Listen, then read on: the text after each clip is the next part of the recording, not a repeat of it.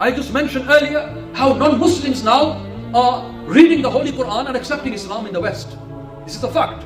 Not because of me and you, but because of those martyrs in Palestine. That they are seeing those images and videos, that them people are being totally obliterated off this world. But they are remaining steadfast upon their deen. And when people in the West are seeing this, they are thinking, subhanallah, what is this faith of theirs? We need to study the Qur'an and learn it.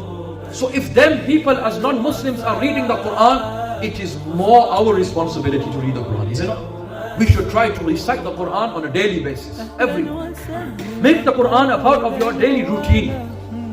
Even start with a little bit of time, 10 minutes, 15 minutes. Try with Surah Yasin every day at least.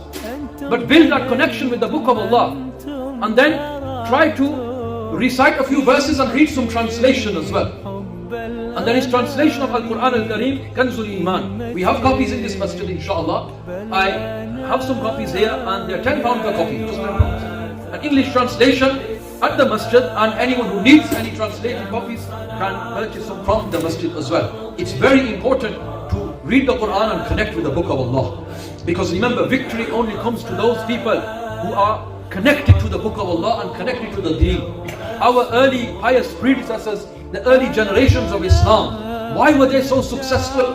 Because they trusted Allah and had faith in Him. They did not bow to the disbelievers and non-Muslims. They followed the Sunnah of Rasulullah sallallahu alaihi wasallam. Allah gave them victory. And why is it that Muslims today are suffering? Because the majority of our ummah has no connection with the Book of Allah. The majority of our ummah does not pray salah.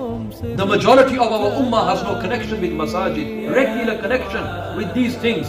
When we establish these in our lives, إِنَّ اللَّهَ لَا يُغَيِّرُ مَا بِقَوْمٍ حَتَّى يُغَيِّرُوا مَا بِأَنفُسِهِمْ. Indeed, Allah does not change the state of people until they change themselves. Until we do not bring about this change, then Allah subhanahu wa ta'ala will not bring change to us. Allah tabarak wa ta'ala give myself foremost the ability to act upon what has been said, and every single one of us the ability also. Any goodness is from Allah, any weakness is from myself.